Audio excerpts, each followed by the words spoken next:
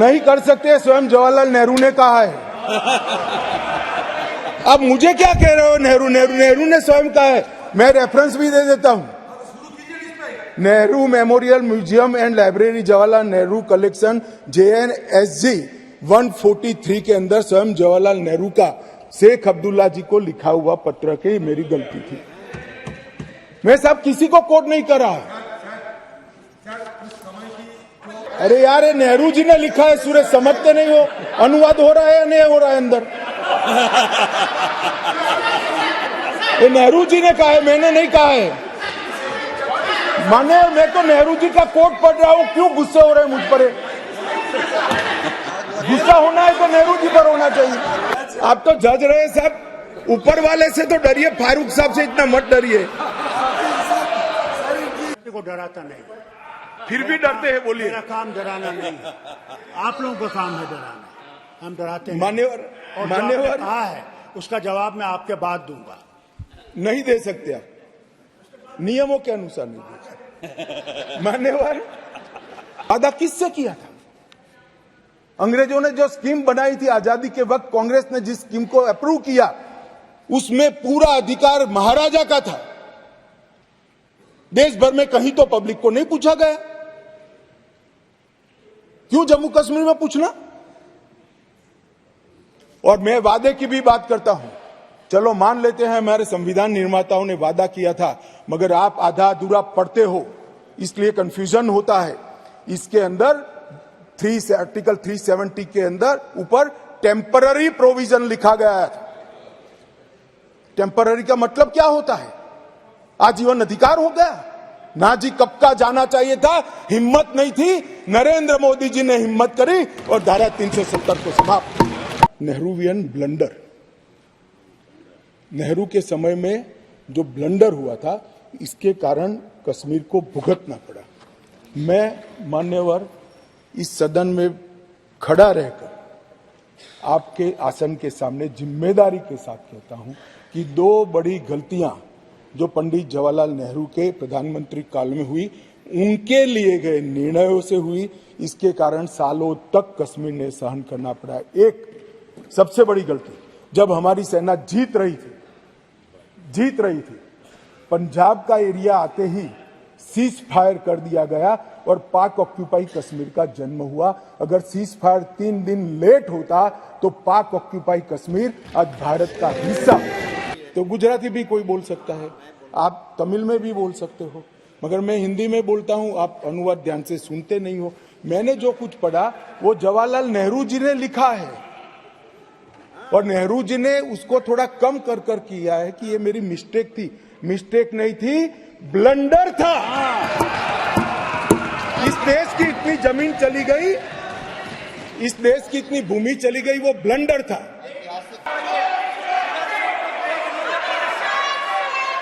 मान्यवर, मैं मान्य सदस्य को कहना चाहता हूं, मान्य सभ्यश्री को कहना चाहता हूं, खाली ब्लंडर से इतना नाराज है, हिमालयन बोलता तो इस्तीफा देकर जाते।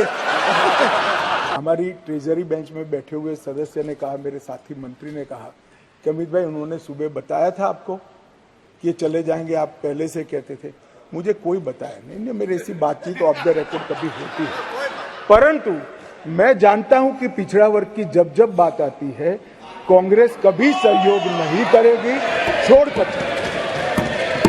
इसलिए मुझे यहां तक विश्वास था कि पिछड़ा वर्ग को सम्मान देने की बात में कांग्रेस वोट दे ही नहीं सकती। और एक बहुत महत्वपूर्ण कानून, जो लोग कहते हैं, मैं कश्मीर के जो सांसद बैठे हैं उनको विशेष रूप से कहना चाहता हूं, क्या हुआ जो कहते हैं, इनको बताना चाहता हूं। मान्यवर, जब आतंकवाद चालू हुआ, निशाना बनाकर सबको भगाना शुरू हुआ, घड़ियाली आंसू बहाने वाले तो मैंने बहुत देखे। शब्दों से अच्छे तरीके से सांत्वना देने वाले मैंने बहुत नेता देखे हैं, मगर नरेंद्र मोदी एकमात्र व्यक्ति ऐसा है जिन्होंने इनके आंसू साच अर्थ में पोंछने का काम किया। मान्यवर, उनकी पीड़ा का हम कल्पना नहीं कर सकते। जो करोड़ों रुपए का प्रॉपर्टी वहां छोड़कर जान बचाने के लिए कहीं बेंगलुरु, कहीं अहमदाबाद, कहीं दिल्ली, कहीं जम्मू में जाकर कैंप में रहे हैं, अपने स्तर से बहुत नीचे जीवन जी रहे हैं। इनकी पीड़ा की कल्पना हम नहीं कर सकते बाकी के देश के हिस्से में रहकर, मगर जब वहां से भागे वो करोड़ों रुपए की संपत्ति किसी ने कब्जा ली। कब्जा लेने के बाद कहा कि अब तुझे कुछ नहीं मिलेगा, मैं जो देता हूं वो ले लो। औने पौने दाम में करोड़ों रुपए की संपत्ति एक प्रकार से छीन ली गई और प्रशासन चुपचाप बैठा, कोई कदम नहीं उठाए। और मान्यवर, हमने इसका रास्ता ढूंढा, नया कानून बनाया और वो रिट्रोस्पेक्टिव इफेक्ट से उनको वापस देने का काम भारतीय जनता पार्टी की नरेंद्र मोदी सरकार। ये पूछते हैं क्या हुआ था वो भी बताया और अब क्या हुआ वो भी बताया। और बहुत बोले हो, धैर्य रखना सुनने का, आज जरा धैर्य रखकर सुनना। और मेरा निवेदन है, जितने बैठे कम ही बैठे हैं, चले न जाए। मान्यवर,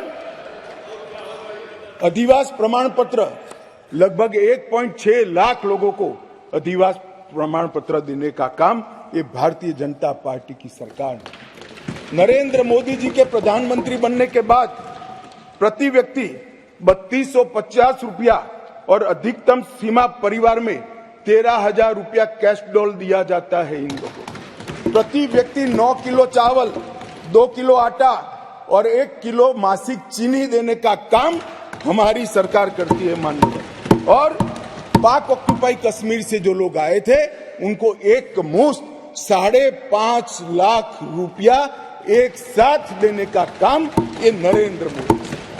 जो लोग कहते थे कि क्या हुआ, आप तो मूल से ही कटे हो साहब, मूल के साथ संपर्क ही नहीं, कैसे मालूम पड़ेगा बदलाव क्या हुआ।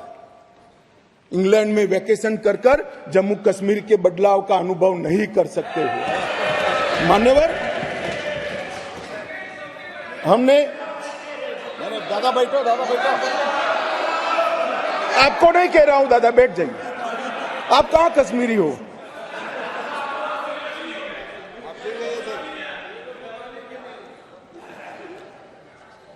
मान्यवर, एक बैकवर्ड क्लास कमीशन बनाया गया।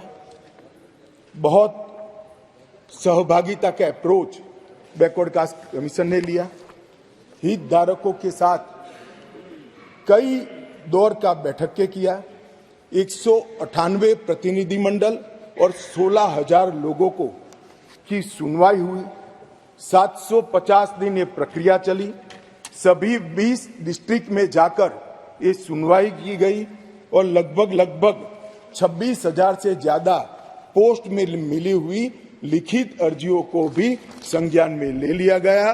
और जम्मू कश्मीर आरक्षण अधिनियम, इसके अंदर सुधार करने का अभी जो आया है उसमें से एक मूल तत्व, बाकी के 2 बिल तो ST department, schedule tribe department और पिछड़ा वर्ग डिपार्टमेंट लेकर आएंगे, मगर अभी एक तत्वतः फेरफार किया है, बदलाव किया है।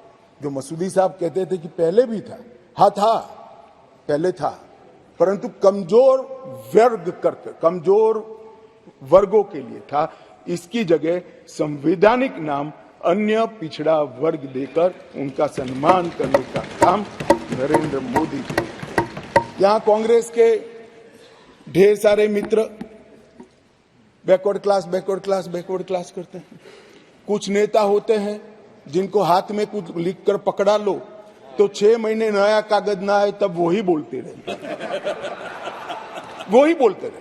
Backward classes. भाई पहले आपका इतिहास तो देखो मान्यवर। मैं ऐतिहासिक सत्य के साथ इस सदन के अंदर स्टेटमेंट करने में झिझक नहीं रहा हूं कि बैकवर्ड क्लास का सबसे बड़ा विरोध और बैकवर्ड क्लास को रोकने का काम कोई एक पार्टी ने किया है तो कांग्रेस पार्टी ने किया है। मान्यवर, आज मैं पूछना चाहता हूं सदन की, पवित्र सदन के अंदर खड़े रहकर, पिछड़ा वर्ग आयोग को 70 साल से संवैधानिक मान्यता नहीं दी जाती थी। क्यों नहीं दी जाती थी? क्यों उनको यह सम्मान नहीं मिलता था, जबकि संविधान का मैंडेट था, मगर नहीं दिया गया। नरेंद्र मोदी जी ने इसको संवैधानिक मान्यता देने का। मैं आज पूछना चाहता हूं इस सदन के अंदर जो आम सभाओं में बैकवर्ड क्लास कर कर घूमते हैं, मैं फिर से कहता हूं, उनको मालूम नहीं है इनकी पार्टी ने क्या किया है। किसने काका साहेब कालेकर कमीशन का रिपोर्ट रोक कर रखा, वो जवाब होना चाहिए। देश की जनता को मालूम पड़ना चाहिए। मंडल कमीशन के रिपोर्ट तक जब तक वो सत्ता के बाहर नहीं गए तब तक लागू नहीं हुआ, और बाद में लागू हुआ भी तो विपक्ष के नेता ए नाते स्वर्गीय राजीव गांधी ने इसका विरोध किया, मान्यवर, विरोध किया। और आज वो बैकवर्ड क्लास की बात कर रहे हैं मान्यवर, वो लोग बैकवर्ड क्लास की बात कर रहे हैं। कभी भी सभी प्रकार के खबरों के लिए जुड़े रहिए सरपंच टीवी के साथ। कांग्रेस पार्टी धन्यवाद। ने कभी भी नहीं किया। चैनल को सब्सक्राइब करना ना भूलें नेतृत्व में एवं वीडियो को लाइक और शेयर अवश्य करें। में भी दिया जाता है, नीट के अंदर भी दिया जाता है, और सेंट्रल स्कूल्स के अंदर भी पिछड़ा वर्ग के बच्चों को सम्मान के साथ पढ़ने की व्यवस्था ये भारतीय जनता पार्टी की सरकार ने। मान्यवर अब आप इनको बिठा दीजिए।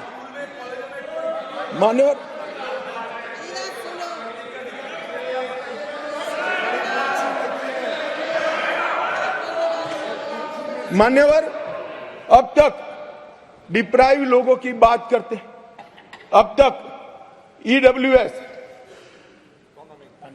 इकोनॉमी का रूप से पिछड़े लोगों को आरक्षण देने की बात कभी नहीं सोची गई। पहली बार नरेंद्र मोदी जी ने अनारक्षित जातियों के गरीब बच्चों को 10% रिजर्वेशन देने का काम। और मान्यवर आज ये नामकरण में भिन्नता से क्या होता है इनको मालूम नहीं है, इनको मालूम नहीं है। मानो मेरी माँ का नाम कुसुम है, मैं उसको कुसुम बोलता हूँ और माँ कहता हूँ, दोनों को बीच में कितना अंतर है वो माँ को ही मालूम पड़ता है और किसी को मालूम नहीं। नाम तो वही है, व्यक्ति वही है, मगर किस भाव से बुलाया जाता है। जब बच्चा माँ कहकर बुलाता है तो जो प्यार और स्नेह और वात्सल्य आता है वो माँ से ही आता है, नाम से नहीं आता है। मान्यवर ये नहीं समझ पाएंगे। ये भाषा का सुधार नहीं है, ये कंसेप्ट का सुधार है, नजरिए का सुझाव है और देखने के दृष्टिकोण का सुझाव है जो नरेंद्र मोदी सरकार कर रही है।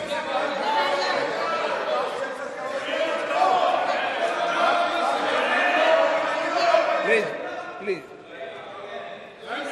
अरे यार अधीर रंजन, मैं एक बात कहता था कि एक नेता लिखा हुआ पढ़ते ही रहते थे, पढ़ते, तुम भी वो स्क्रिप्ट पढ़ने लगे यार। ऐसा मत करो यार अधीर रंजन जी, ऐसा मत करिए। आप माननीय विपक्ष के नेता है,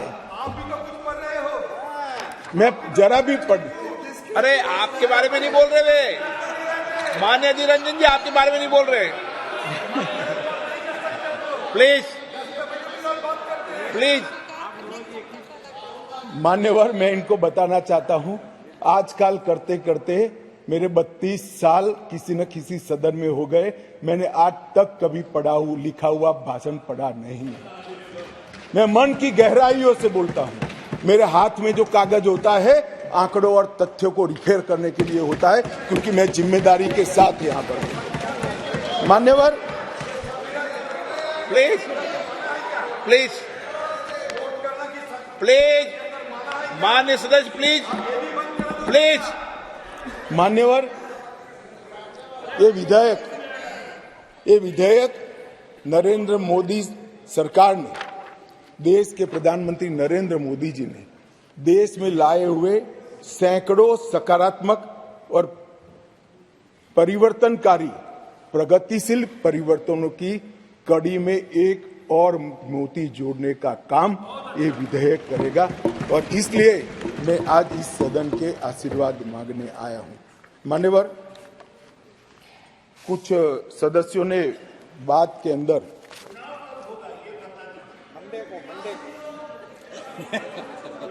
दादा धैर्य से सुनना पड़ेगा, अंत में बताऊंगा,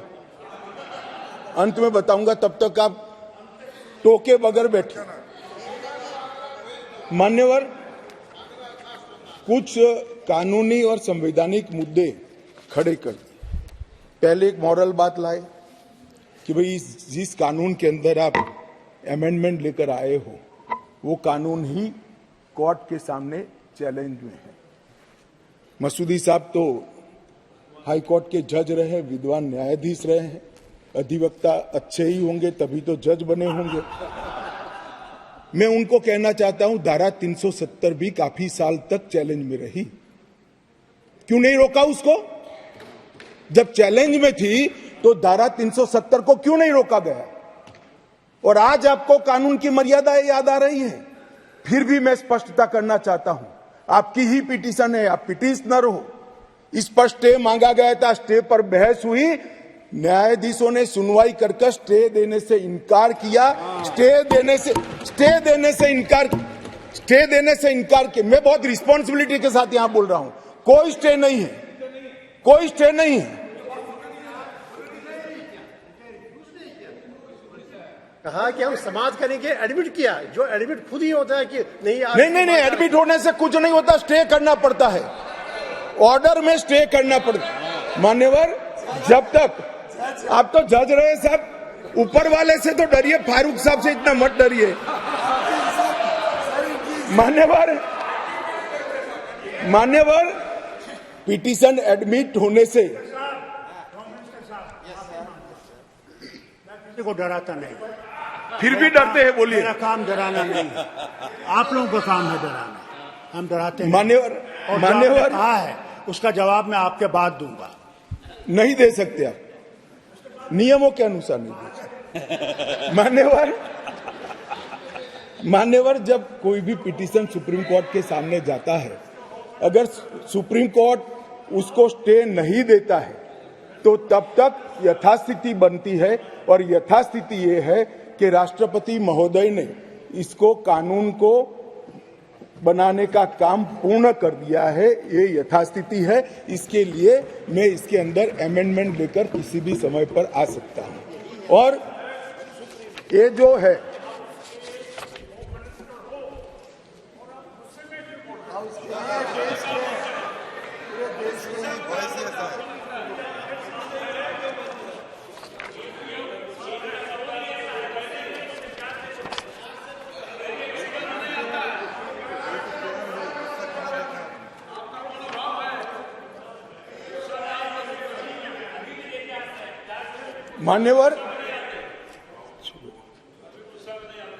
मान्यवर, उसके बाद कहा गया मनीष तिवारी जी के द्वारा कि अनुच्छेद 3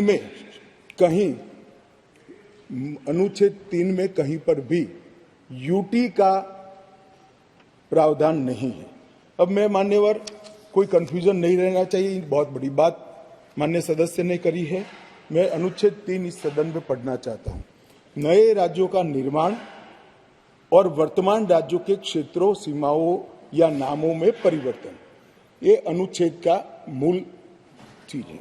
इसके अंदर आगे किसी राज्य में उसका राज्य क्षेत्र अलग करने अथवा 2 या अधिक राज्यों को या राज्यों के भागों को मिलाकर अथवा किसी राज्य क्षेत्र को किसी राज्य के भाग के साथ मिलाकर नए राज्य का निर्माण देश की संसद कर पाएगी।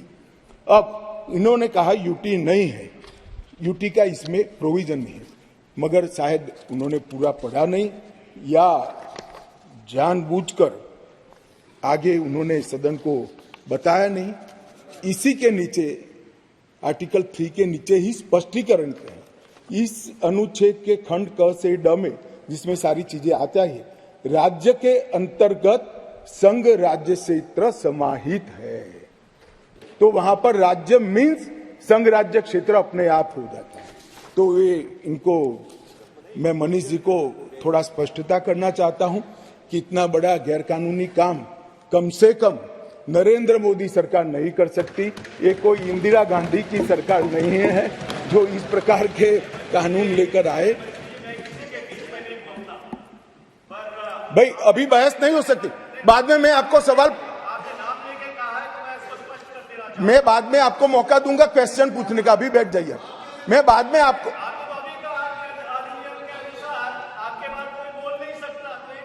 नहीं मगर प्रश्न,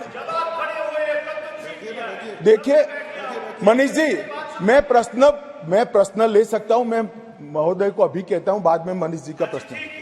चलिए, ये भी नियमों के अंदर है। मान्यवर, बाद में उन्होंने कहा कि अनुच्छेद 3 के परंतु को निलंबित करके राष्ट्रपति शासन डाला, क्योंकि ये प्री डिजाइन था। मान्यवर, मेरे पास लिस्ट है।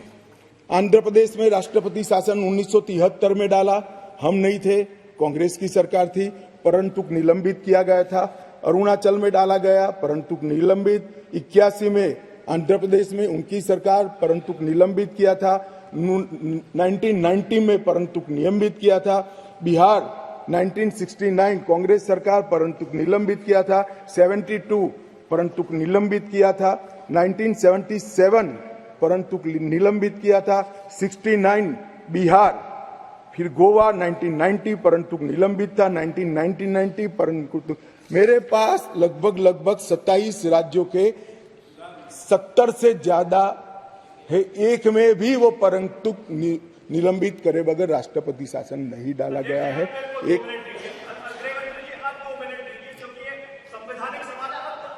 एक मिनट मानिए, ऐसे टाइम तो मैं दूंगा ना, प्लीज। मान्यवर, मैंने कहा उनको मैं जवाब सवाल पूछने दूंगा, वो क्यों इतने विचलित हो रहे हैं?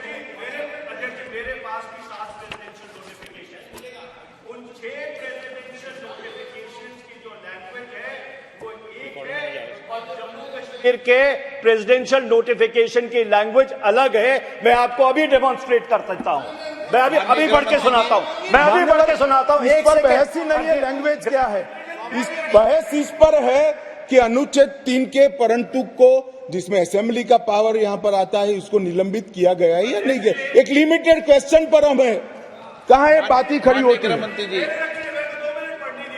नो, माननीय अध्यक्ष जी, मुझे संरक्षण दीजिए, ऐसे नहीं हो सकता बिल का जवाब।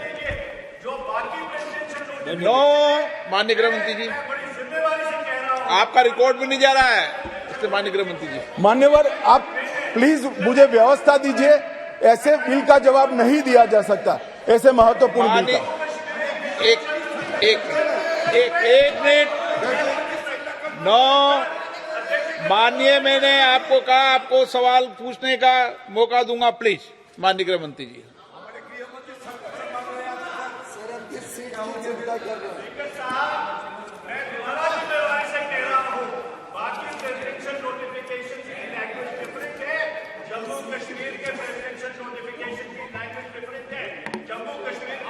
आप प्लीज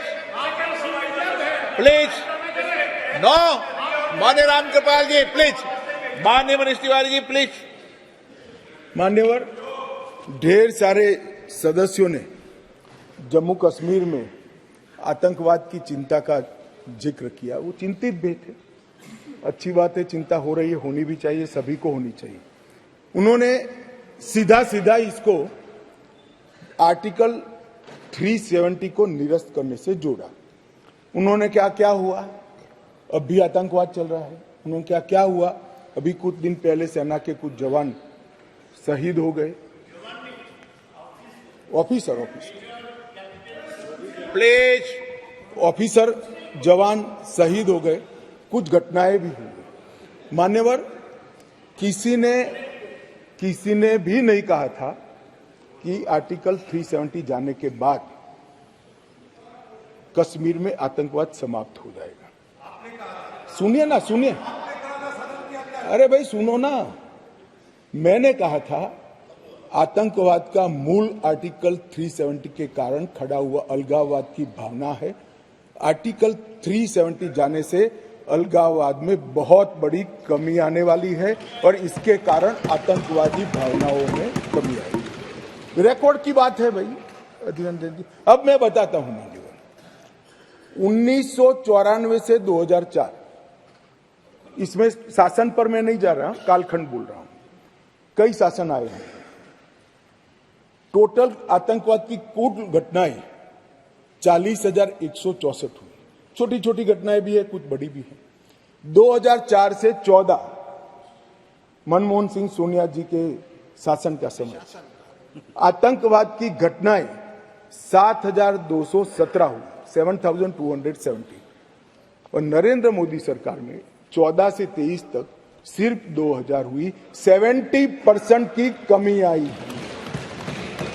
और मैं थोड़ा और एक्सप्लेन करना मांगता हूं कि ये जो 2197 आई है, इसमें से एक घटना का जिक्र है। 65% घटनाएं पुलिस की गई कार्यवाही के कारण अकर हुई है। मतलब कोई जगह पे सूचना मिलती है कि आतंकवादी छिपा है, पुलिस इस पर हमला करती है तो भी वो आतंकवादी मुठभेड़ मानी जाती है। इस प्रकार की 70% कमी आई है 2004 से 14 में और 14 से 23 में। नागरिकों के मृत्यु के अंदर 72% की कमी आई है और सिक्योरिटी फोर्सेस के मृत्यु के अंदर 59% की कमी नरेंद्र मोदी सरकार में। इसलिए मैं कहता हूं, मैं ठीक ही कहता था, अलगाववाद की भावना का मूल, उसका उद्भव स्थान आर्टिकल 370 है, वो जाएगा। अलगाववाद की भावना भी over a period of time खत्म होगी और आतंकवाद भी खत्म। और कल पथराव की बात करते, मैंने 2 साल लिए हैं साहब। 2010 2654 पथराव की घटनाएं हुई थी 2010 में। 2023 में 0, एक भी पथराववाद की घटना। ऑर्गेनाइज हड़ताल जो कॉल देकर, पाकिस्तान से कॉल देते थे इनके आका, और कश्मीर की वैली और जम्मू बंद हो जाते थे। 132 ऑर्गेनाइज हड़तालें हुई थी 2023 में, एक भी हड़ताल नहीं, एक भी बंद नहीं। मान्यवर, पथराव में नागरिकों की मृत्यु 2010 में 112 हुई थी, 23 में क्योंकि पथरावी नहीं हुआ है, नो इंजर्ड नो डेथ। मान्यवर, सिक्योरिटी फोर्सेस पथराव के कारण 6235 हुए थे इंजर्ड सिक्योरिटी फोर्सेस, और इस बार क्योंकि पथरावी नहीं हुआ है 0 इंजर्ड है। क्या बदलाव हुआ है? इनको मैं कहता हूं क्या बदलाव हुआ है। अरे इसी सदन में रहकर सारी मर्यादाएं तोड़कर अगर धारा 370 खत्म हुई तो खून की नदियां बह जाएगी कहते थे। खून की नदियां छोड़ो, कंकर चलाने की हिम्मत नहीं है किसी की। इस तरह की व्यवस्था भारतीय जनता पार्टी की सरकार। और मान्यवर, सीज फायर के वायोलेशन की घटना 2010 में एक साल में 70, 2023 में 2। घुसपैठ 2010 में 489, 2023 में सिर्फ 48। आतंकवादी मारे गए 112 मारे गए थे, कुल मिलाकर एवरेज निकाल दे तो 278 आतंकवादी मारे गए हमारे। मान्यवर, वापिस लौट गए, पहले 18 वापिस लौटे थे, अब 281 वापिस लौट गए। पाकिस्तान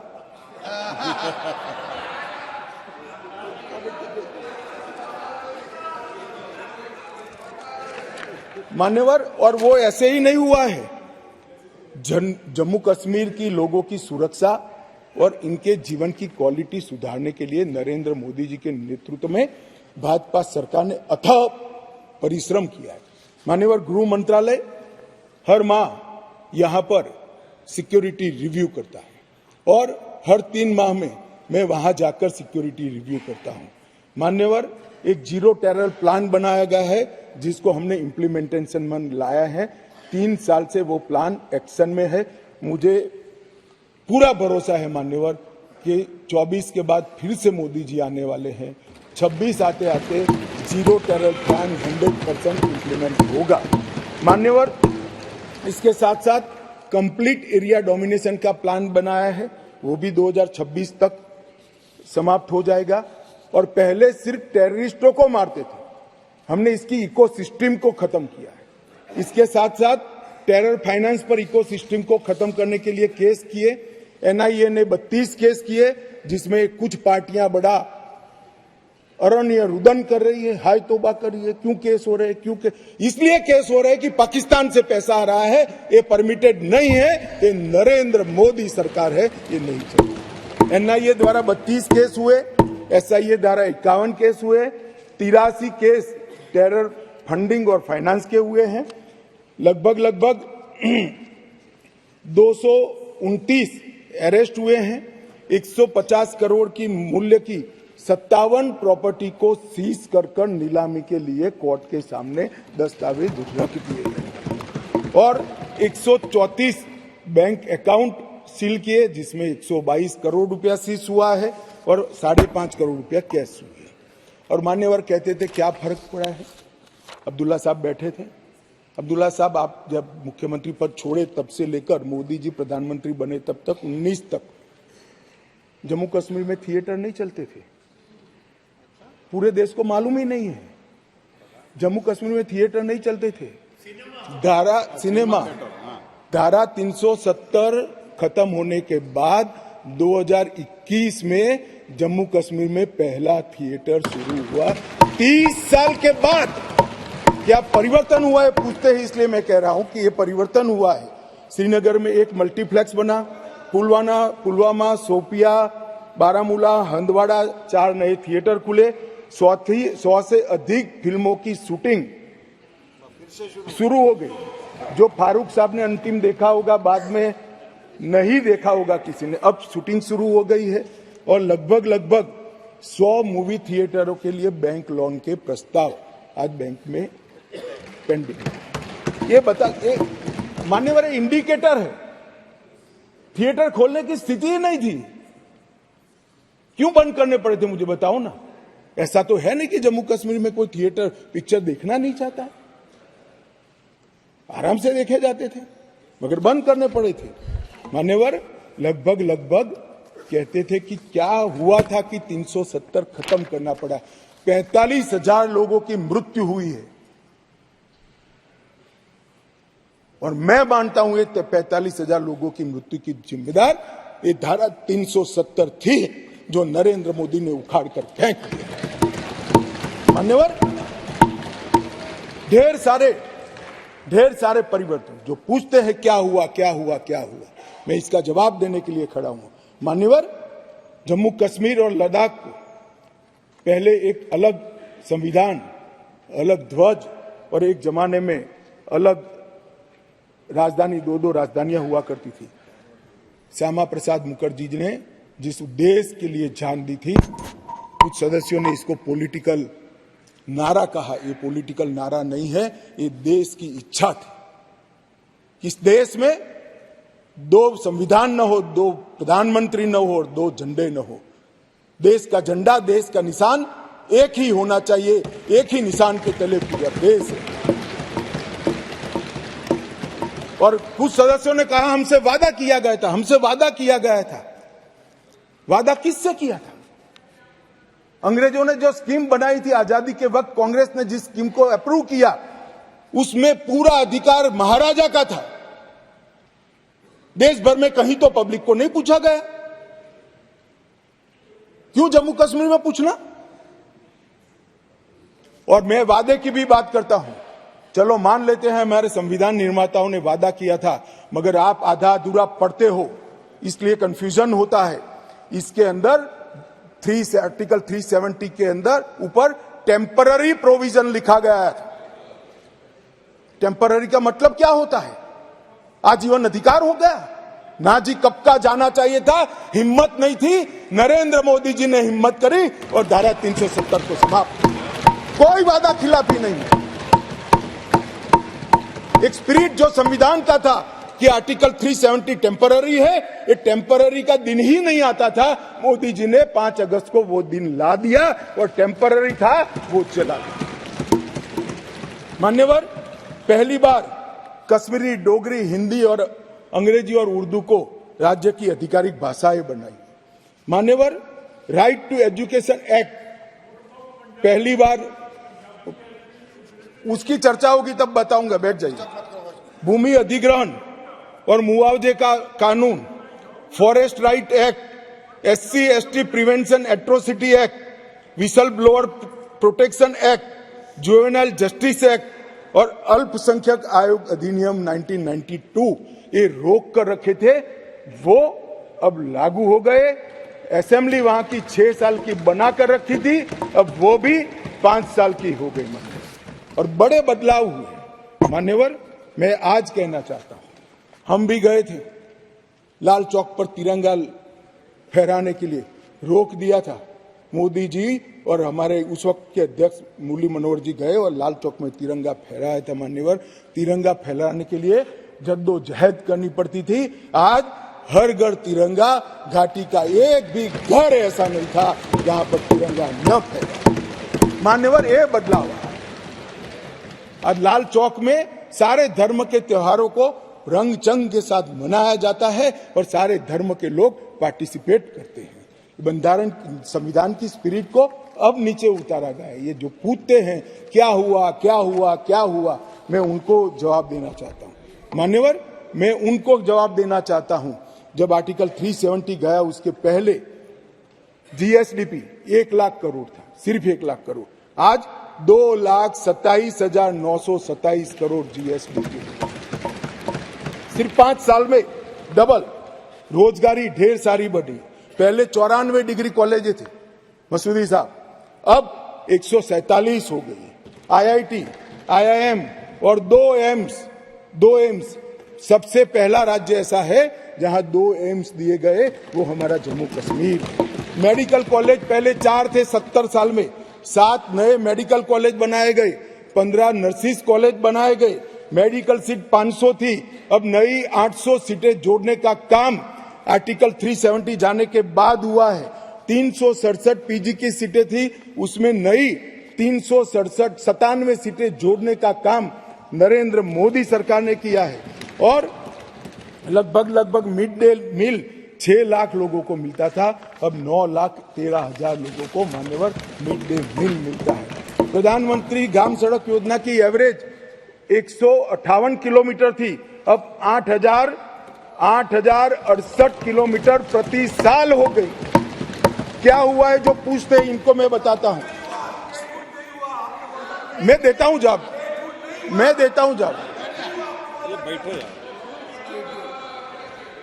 मान्यवर, स्मार्ट सिटी मिशन पहले था ही नहीं, अब 173 काम हुए हैं।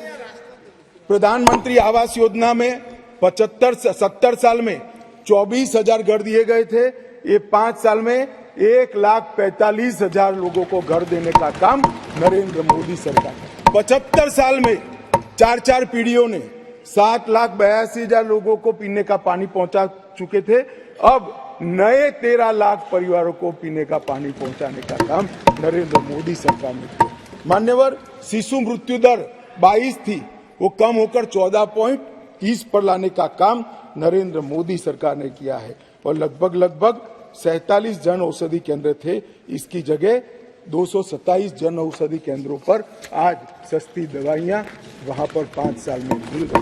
मान्यवर, स्पोर्ट्स में युवाओं की भागीदारी 2 लाख से बढ़कर 60 लाख तक पहुंची है, क्योंकि अब खेल हो सकते हैं। मान्यवर, पेंशन के लाभार्थी में 6 लाख से 10 लाख तक पहुंचे हैं। ये सारा परिवर्तन केवल और केवल नरेंद्र मोदी सरकार ने आर्टिकल 370 जाने के बाद किया है। और जो राष्ट्रपति शासन को क्रिटिसाइज करते हैं, उनको मैं बताता हूं, हम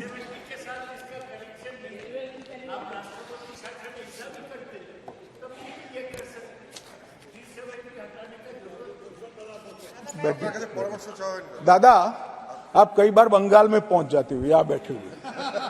370 के कारण आतंकवाद घटा है, आतंकवाद जाने के कारण, कम होने के कारण वहां अच्छा वातावरण हुआ है, इसी के कारण ये सब डेवलपमेंट हुआ है। वरना आईआईएम न होता, ना एम्स होता, कुछ न होता। आप नहीं समझ पाओगे, जब हमारा सरकार बंगाल में आएगा, वातावरण सुधरेगा और विकास होगा, तब मालूम पड़ेगा कि क्या परिवर्तन है।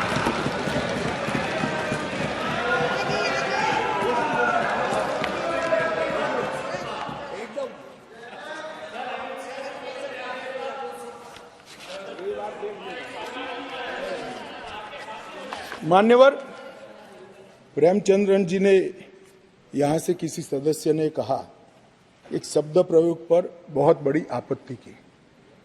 मैं वो शब्द प्रयोग की अनुमोदन करने के लिए आज मेरी बात कहना चाहता हूं। मैं वो शब्द प्रयोग को सपोर्ट करना चाहता हूं। वो शब्द प्रयोग था नेहरूवियन ब्लंडर। नेहरू के समय में जो ब्लंडर हुआ था, इसके कारण कश्मीर को भुगतना पड़ा। मैं मान्यवर इस सदन में खड़ा रहकर आपके आसन के सामने जिम्मेदारी के साथ कहता हूं कि दो बड़ी गलतियां जो पंडित जवाहरलाल नेहरू के प्रधानमंत्री काल में हुई, उनके लिए गए निर्णयों से हुई, इसके कारण सालों तक कश्मीर ने सहन करना पड़ा। एक सबसे बड़ी गलती, जब हमारी सेना जीत रही थी, पंजाब का एरिया आते ही सीज फायर कर दिया गया और पाक ऑक्यूपाई कश्मीर का जन्म हुआ। अगर सीज फायर 3 दिन लेट होता तो पाक ऑक्यूपाई कश्मीर आज भारत का हिस्सा।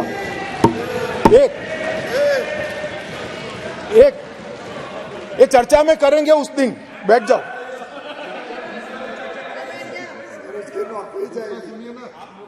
चर्चा है पूरा दिन मान्यवर। और दूसरा,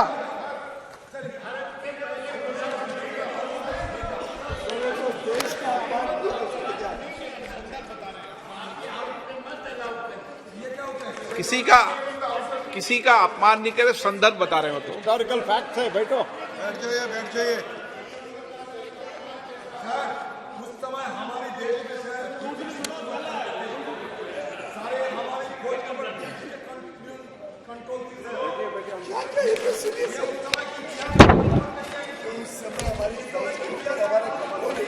नहीं तो आपको कैसे मालूम हुआ इस वक्त का?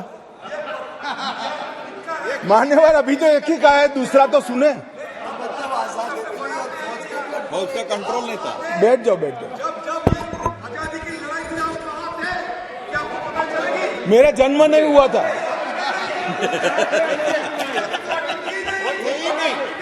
मान्यवर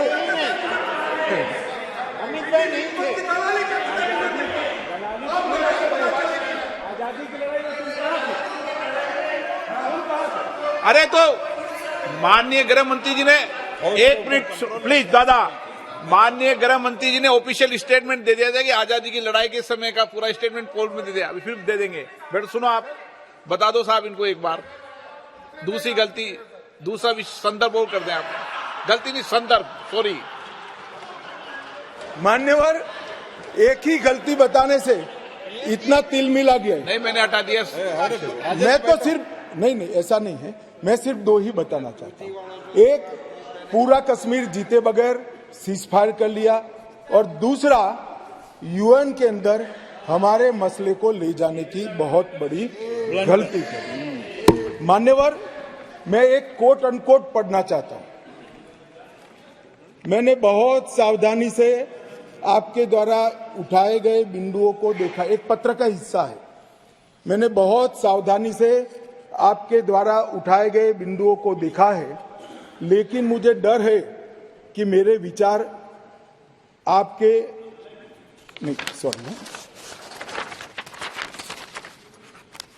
यूनाइटेड नेशन के अनुभव के बाद, मान्यवर, यूनाइटेड नेशन के अनुभव के बाद मैं इस निष्कर्ष पर पहुंचा हूं कि वहां से कुछ संतोषजनक नतीजे की उम्मीद नहीं की जा सकती। मुझे यह एक अच्छा फैसला लगा, इनटू ब्रैकेट सीज फायर, मुझे यह एक अच्छा फैसला लगा, लेकिन इस मसले को ठीक से नहीं निपटा गया। हम सीज फायर और विचार करके कुछ बेहतर मार्ग निकाल सकते थे। मुझे लगता है कि भूतकाल में हमसे द्वारा की गई गलती है। इसमें आपत्ति है? नहीं कर सकते, स्वयं जवाहरलाल नेहरू ने कहा है। अब मुझे क्या कह रहे हो? नेहरू ने स्वयं कहा है। मैं रेफरेंस भी दे देता हूं। Nehru memorial museum and library, Jawaharlal Nehru collection, JNSG 143 के अंदर स्वयं जवाहरलाल नेहरू का शेख अब्दुल्ला जी को लिखा हुआ पत्र की मेरी गलती थी। मैं सब किसी को कोट नहीं कर रहा।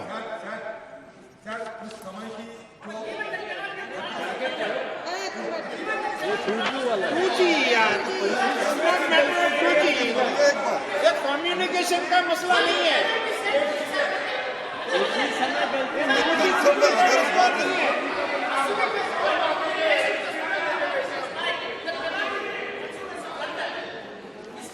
मान्यवर, मान्यवर मिस्टेक बोल रहे हैं उसको इतना बड़ा कांड हो गया देश की भूमि पे तुझे को लगता है सिर्फ मिस्टेक है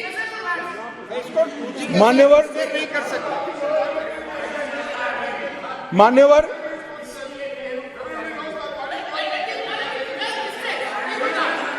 सर ये सोचिए भूमि चली गई मिस्टेक बोलता है ब्लंडर मान्यवर अरे यार ये नेहरू जी ने लिखा है सूरज समझते नहीं हो अनुवाद हो रहा है या नहीं हो रहा है अंदर ये नेहरू जी ने कहा है मैंने नहीं कहा है माने मैं तो नेहरू जी का कोट पढ़ रहा हूं क्यों गुस्से हो रहे हैं मुझ पर गुस्सा होना है तो नेहरू जी पर होना चाहिए ये उनका कोट है मुझ पर गुस्से हो रहे हैं मेरी तो समझ में ही नहीं आता है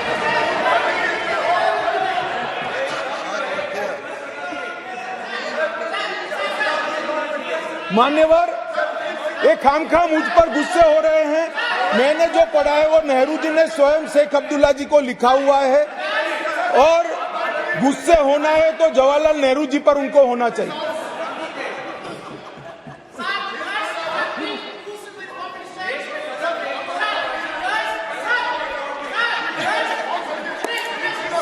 क्या हो रहा है इधर इधर क्या हो रहा है बैठिए प्लीज बैठिए प्लीज आप भी बैठिए आप भी बैठिए आप भी बैठिए माननीय गृह मंत्री जी एक सप्ताह झगड़ा निपट ले ये राजा बोलेगा या गोगोई बोलेगा ये कौन सा जी बोलेगा वो निपट ले फिर उनको अनुमति देना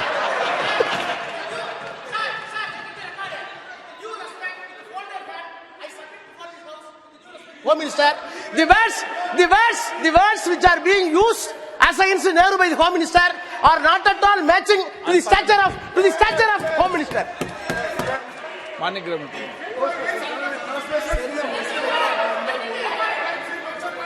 ओके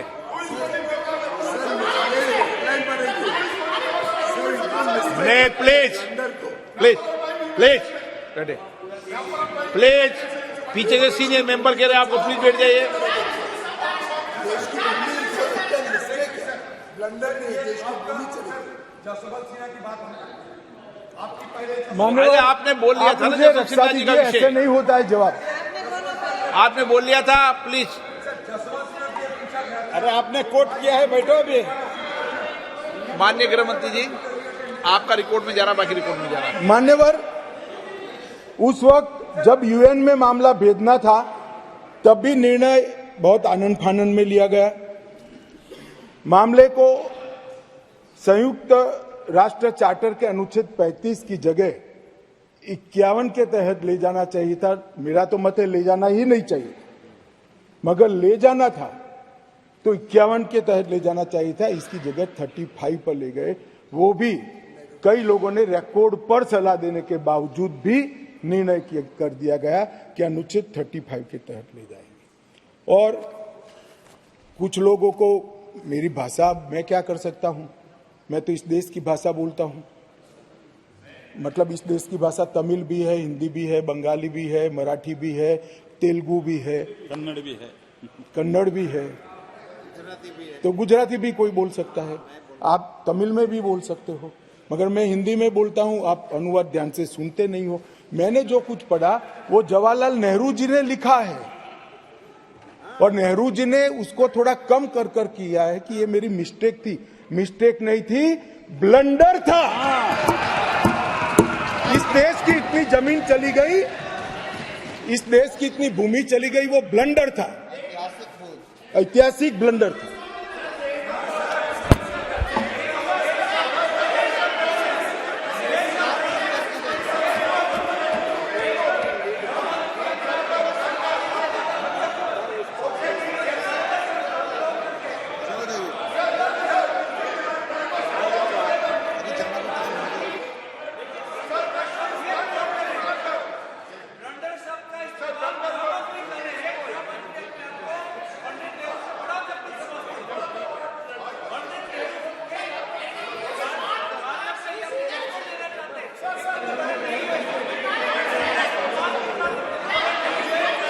मान्यवर माननीय सदस्य ये शब्दों की व्याख्या को समझो प्लीज।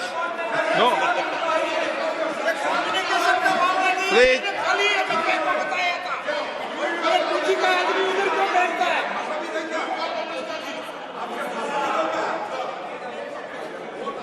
मान्यवर,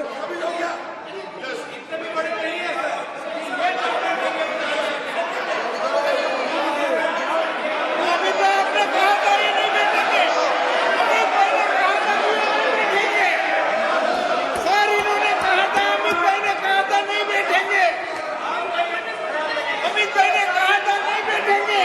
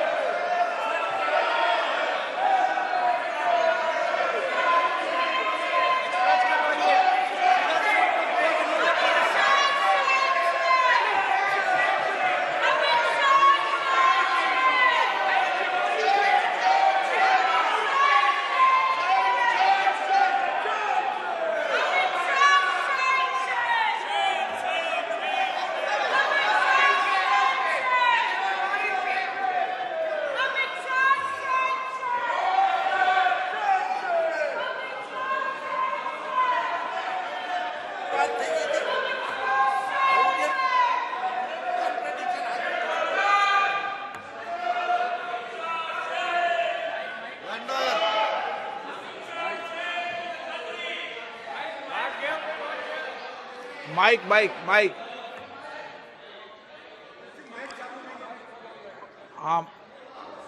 आप बोलिए। और एक क्षेत्र में ब्लंडर का शब्द का प्रयोग किया गया है, वो भी जवाहरलाल नेहरू जी के क्षेत्र में, वो है हिमालयन ब्लंडर। इसके बारे में भी गृह मंत्री जी थोड़ी बात बोल सकते हैं। ब्लंडर से ऐसा है मान्यवर, मैं माननीय सदस्य को कहना चाहता हूं, माननीय सभ्यश्री को कहना चाहता हूं, खाली ब्लंडर से इतना नाराज है, हिमालयन बोलता तो इस्तीफा देकर जाते। आजाओ बैठो। मान्यवर, मुझे अभी एक हमारी ट्रेजरी बेंच में बैठे हुए सदस्य ने कहा, मेरे साथी मंत्री ने कहा कि अमित भाई उन्होंने सुबह बताया था आपको कि ये चले जाएंगे, आप पहले से कहते थे। मुझे कोई बताया नहीं, मेरी ऐसी बातचीत ऑफ द रिकॉर्ड कभी होती है, परंतु मैं जानता हूं कि पिछड़ा वर्ग की जब जब बात आती है कांग्रेस कभी सहयोग नहीं करेगी, छोड़ सकती। इसलिए मुझे यहां तक विश्वास था कि पिछड़ा वर्ग को सम्मान देने की बात में कांग्रेस वोट दे ही नहीं सकती, देने की ना उनको परमिशन है, ना उनको मैंडेट है, ना उनको इच्छा है, इसलिए वो चलेगी।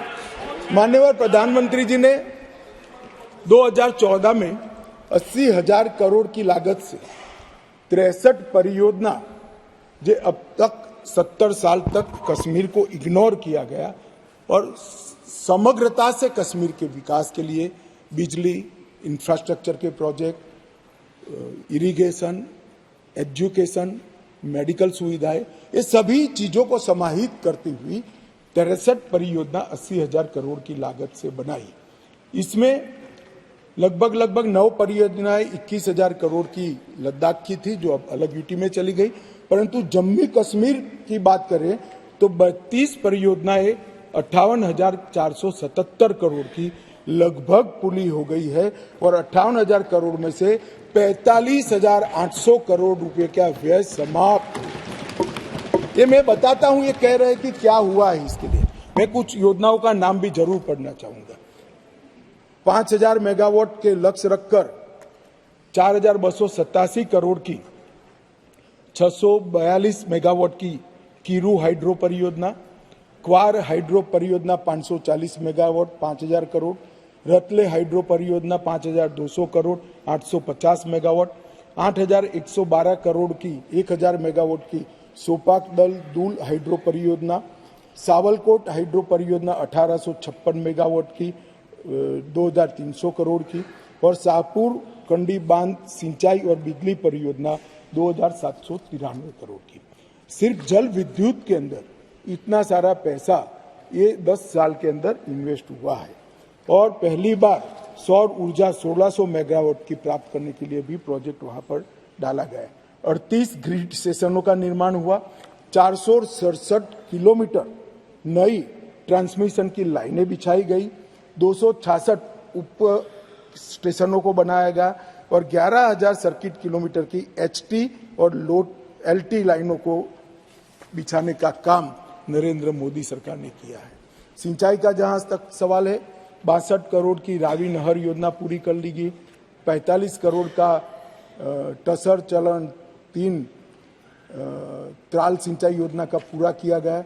झेलम और सहायक नदियों के बाढ़ प्रबंधन के लिए 399 करोड़ के तीसरे चरण का काम पूरा हो गया।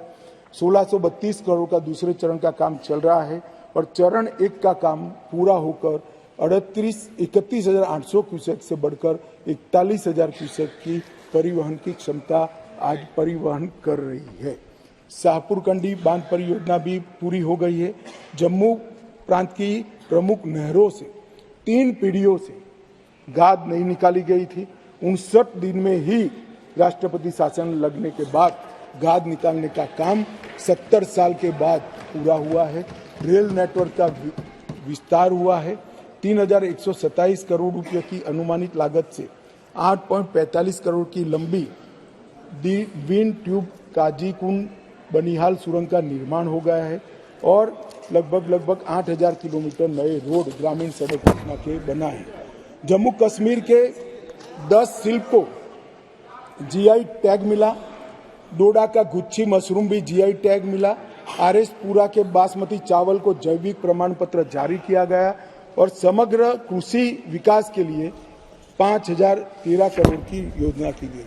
पूरे देश में सिर्फ गरीब व्यक्तियों को 5 लाख तक का स्वास्थ्य का पूरा खर्चा सरकार उठाती है साहब। पूरे देश में सिर्फ गरीबों का उठाती है। जम्मू कश्मीर में सभी व्यक्तियों का 5 लाख तक का पूरा खर्चा आज सरकार उठाती है। हमने बहुत रुजुता के साथ, बहुत संवेदनशीलता के साथ जम्मू कश्मीर को संभालने का कहा है। जो लोग कह रहे थे क्या हुआ, भारतीय जनता पार्टी का शासन आने के बाद अंतिम पर्यटक 14 लाख थे, अब 2022-23 में 2 करोड़ पर्यटकों ने जम्मू कश्मीर का, और जून 23 तक 1 करोड़ समाप्त हो गया है। मुझे विश्वास है कि 2 करोड़ का भाजपा सरकार, नरेंद्र मोदी सरकार का रिकॉर्ड नरेंद्र मोदी सरकार ही समाप्त होगी। इस दिसंबर में रिकॉर्ड हुआ। जम्मू कश्मीर जो एक ऐसा गंतव्य स्थान बना है जिसका वातावरण प्राकृतिक हो, मानांक वैश्विक हो, दृष्टिकोण आधुनिक हो, आतिथ्य पारंपरिक हो और अनुभव में मनोरंजन और रोमांच दोनों हो, इस प्रकार का एक पर्यटक स्थल आज बना है। होम स्टे की नीति बनी है, फिल्म की नीति बनी है, हाउस बोट के लिए भी एक पॉलिसी बनाने का काम कर रहा है। जम्मू रोपवे परियोजना 75 करोड़ खर्च कर पूरा कर ली गई है और इंडस्ट्रियल पॉलिसी भी पूरी कर ली गई है। और मैंने फिर से, आप फारूक साहब आए इसलिए फिर से कहना चाहता हूं कि पूरे देश भर में गरीबों को ही 5 लाख रुपया का स्वास्थ्य का पूरा खर्चा नरेंद्र मोदी सरकार उठाती है। जम्मू कश्मीर में सभी लोगों का 5 लाख।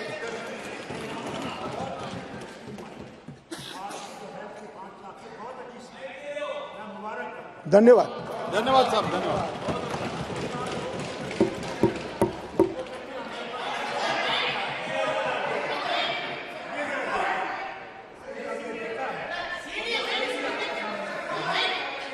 अरे राजा एक टेली कम्युनिकेशन का नहीं है यार, कश्मीर का है।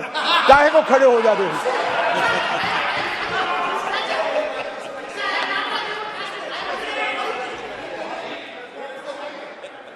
They are refusing to take it because they say हमें पैसा इसकी तरफ देख के मेहरबानी कर दी।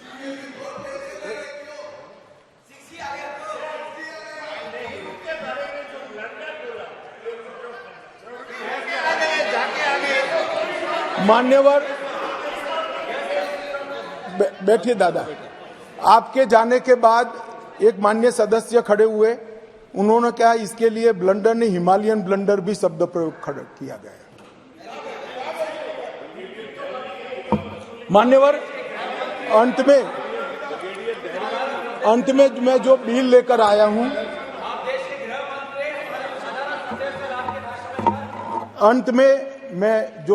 आया हूं, वो सालों से जो वंचित थे, अधिकारों से वंचित थे, अपना देश, अपना प्रदेश, अपना घर, अपनी भूमि, अपनी जायदाद छोड़कर अपने ही देश में निराश्रित हो गए, ऐसे लोगों को अधिकार लेने का बिल है। जिनका देश ही छूट गया, ऐसे लोगों को अधिकार लेने का बिल है। और जो वर्षों से सम्मान से वंचित थे, ऐसे पिछड़ा वर्ग के लोगों को संवैधानिक शब्द अन्य पिछड़ा वर्ग से सम्मानित करने का ये बिल है। मैं अतः सदन से निवेदन करना चाहता हूं कि मेरी पार्टी का आप जरूर विरोध करिए, प्रधानमंत्री जी की नीतियों का भी करिए, मेरा व्यक्तिगत तौर पर भी करिए, मगर बिल का उद्देश्य बहुत पवित्र है। कम से कम पिछड़ा वर्ग के लोग और हमारे विस्थापित हैं, उनकी ओर देखते हुए आप समर्थन करिए और उसको सर्वानुमत से पास करिए।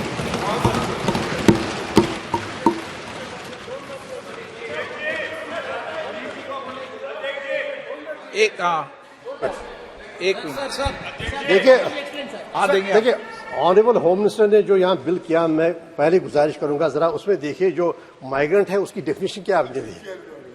आप देखिए बिल पर, आप just have a look on the bill. जो कश्मीरी माइग्रेंट है उसका डेफिनेशन आपने खुद दिया है, एक्सप्लेनेशन में क्या डेफिनेशन है। प्लीज आप have a look on the bill. बात यह है, आप देखिए डेफिनेशन क्या है। देखिए कोई भी, देखिए डेफिनेशन आपने दी है वो सब जिनको डिफाइन किया गया है protection and preservation of migrant property act 1996 में। देखिए आपने अपनी में उसका जो डेफिनेशन दी है, क्या डेफिनेशन है, और वो एक्ट किसने बनाया जब आपने सारे इल्जामात पर इल्जामात दे रहे।